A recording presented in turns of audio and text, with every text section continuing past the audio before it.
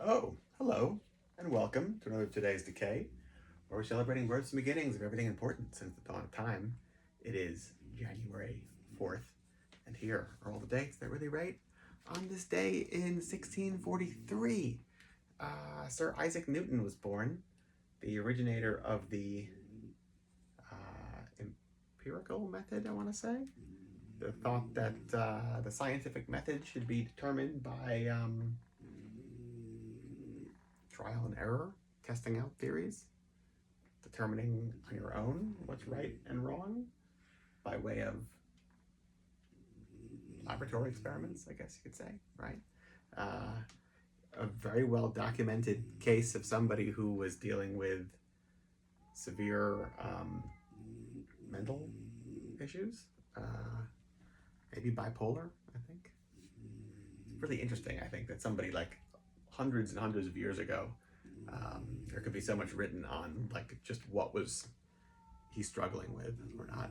It seems very, very modern in his description, the description of his relationships with his family, his strained relationships with his peers, and then as he got older, you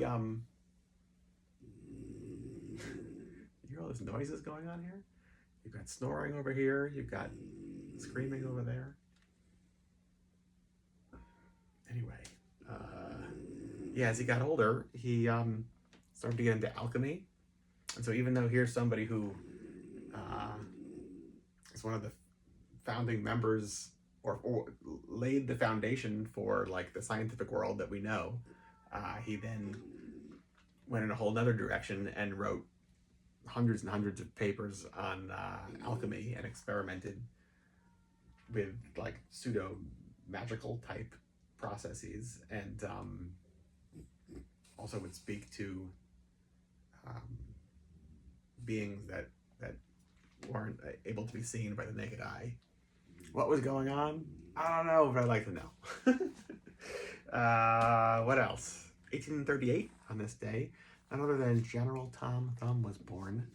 I love General Tom Thumb, and a good deal of P.T. Barnum's entourage. Here is a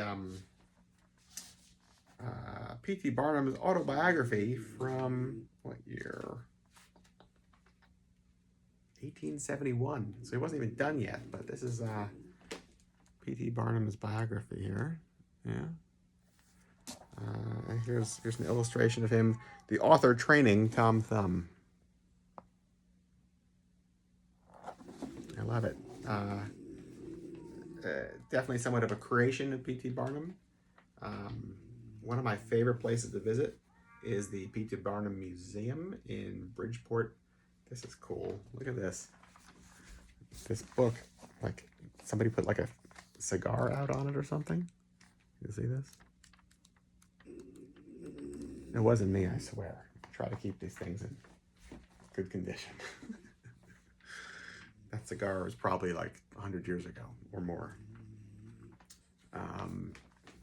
Anyway, P.T. Barnum Museum, Bridgeport, Connecticut. It's awesome. It's when you're driving up 95 in Bridgeport and you look to the west, you can see this like Russian domed looking roof of like a building from the 1890s or something like that. That is the P.T. Barnum Museum. And years ago, it was like 3 or 4 floors tall, and you've got like General Tom Thumb's horse and buggy, like the buggy that would like ride him around town. That was a giant chestnut, or like a pretty large chestnut. And a lot of his original clothes, and what else? All the nonsense that surrounded P.T. Barnum was there, and Barnum's museum in like Lower Manhattan was caught fire, maybe flooded. It was just like one natural calamity after another.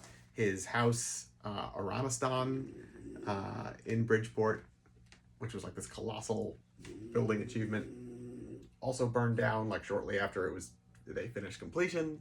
I think he had another place as well that was destroyed by Mother Nature.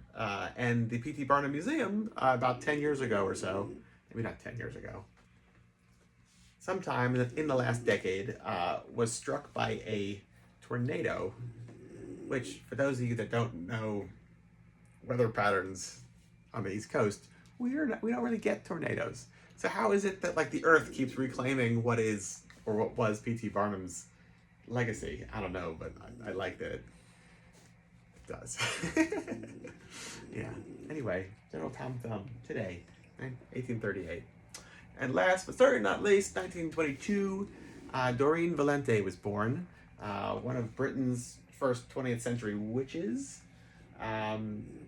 Witchcraft was considered illegal from like the 1500s until like 1951 or something like that. Wild as that is. Which makes me wonder, how did like the Golden Dawn people get around that? I'd like to find out. But yeah, so Doreen Valente, along with like Gerald Garner, a couple others, Alex Saunders, decided what witchcraft meant for them and defined their lives accordingly, which is pretty great, I have to say. Not exactly my philosophies that they're imparting and living their lives by, but that's not the point. The point is define your life and your world as you want to, right? Because otherwise somebody else is doing it for you, and well, that's your choice if that's what you want, but not me. And that's actually why we do today's decays, right? Is what is today otherwise? Make it something of your own, make it all your own, right? So there you go, all things to consider on today, January 4th. Until tomorrow, goodbye.